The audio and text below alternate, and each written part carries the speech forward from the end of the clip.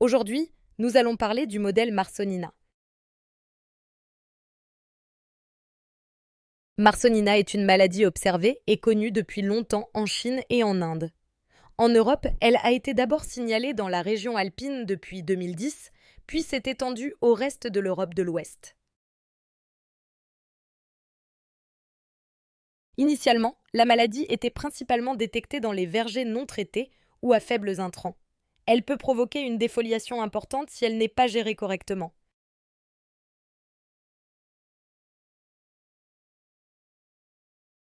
Nous allons sélectionner une station météorologique en Italie et ouvrir le modèle Marsonina. Selon la littérature scientifique, le champignon peut produire deux types de spores, des spores sexuées et des spores asexuées. Cependant, dans la plupart des pays, on n'a pas retrouvé de spores sexuées dans le sol. Ce sont donc surtout les spores asexuées qui provoquent les premières infections. En été, de petites structures noires appelées acervules se forment sur les feuilles infectées et libèrent ces spores. L'inoculum, la source de contamination, reste présent dans les feuilles qui ont passé l'hiver, soit celles restées sur les arbres, soit celles coincées dans les filets anti-grêle.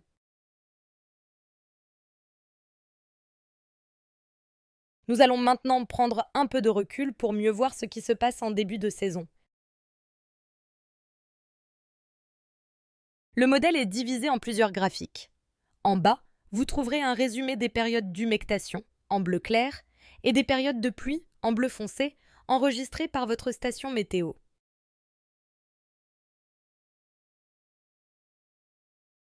Cette barre bleue verticale représente les dernières données enregistrées par votre station. Tout ce qui se trouve à droite de cette barre est basé sur les prévisions météorologiques.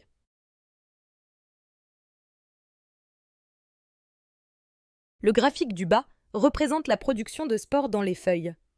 Le modèle commence à la date du stade pointe verte, saisie par l'utilisateur.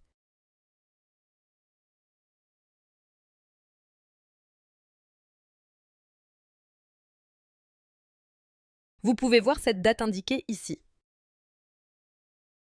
Le modèle démarre avec un nombre arbitraire de spores, produites par les acervules présentes dans les feuilles qui ont passé l'hiver.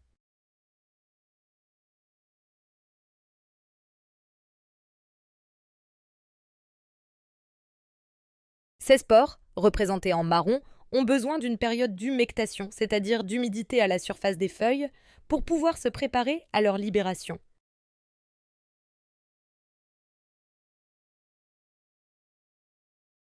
On peut voir que lorsqu'un épisode d'humectation est détecté, Rimpro simule la libération de spores. Ces spores libérées sont représentées en jaune. Une fois libérées dans le film d'eau présent sur les feuilles, ces spores peuvent être dispersées par les éclaboussures vers d'autres parties de l'arbre. Plus la pluie est intense et prolongée, plus les spores se répandent sur la végétation. Après leur dispersion, le graphique du milieu montre deux étapes clés. La germination des spores, en blanc, puis leur capacité à provoquer une infection, en rouge. La germination est assez longue, environ 10 heures à 15-20 degrés Celsius pour une infection légère et entre 20 et 25 heures pour une infection importante aux mêmes températures.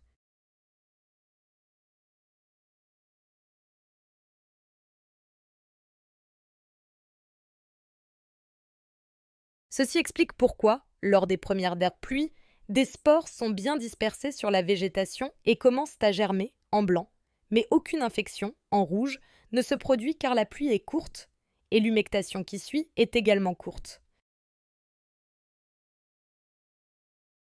La première véritable infection de la saison ne survient que vers le 8 mai, en raison de multiples épisodes pluvieux et d'une période d'humectation prolongée.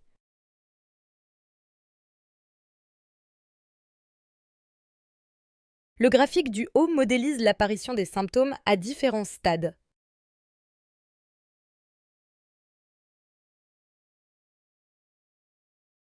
Nous allons prendre un peu de recul pour une meilleure visualisation. Juste après l'infection, les feuilles infectées sont asymptomatiques en vert, car la maladie est en incubation. Après quelques jours, les feuilles infectées commencent à jaunir. modélisées en jaune dans le graphique du haut. Le temps d'incubation dépend de la température et de l'humidité relative. Après un certain temps, des lésions nécrotiques apparaissent et les feuilles commencent à tomber, en marron, jusqu'à parfois une défoliation complète de l'arbre.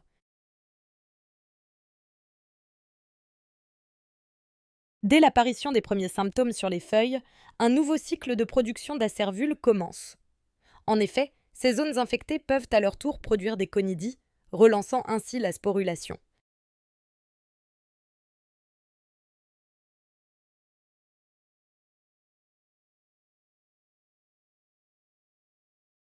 Cet inoculum secondaire de conidie, produit par les nouvelles lésions, est représenté en noir dans le graphique du bas.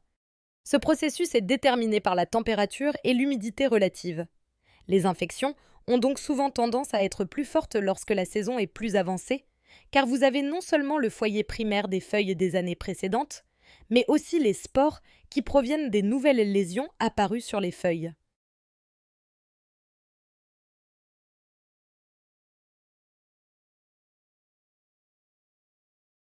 Pour la gestion des traitements, le graphique le plus important est celui du milieu montrant les infections. Des traitements ciblés sont nécessaires. Il est important de savoir que les conditions météorologiques favorables à Marsonina le sont également à la tavelure secondaire et à la maladie de la suie et des crottes de mouche.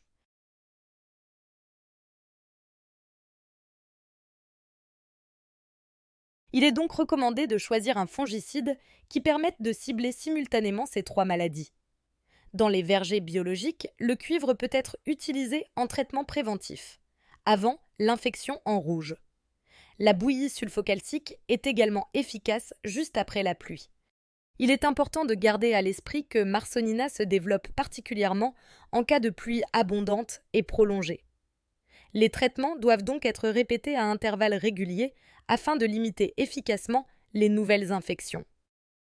Pour toute question concernant ce modèle, n'hésitez pas à nous contacter par email à l'adresse support@rimpro.eu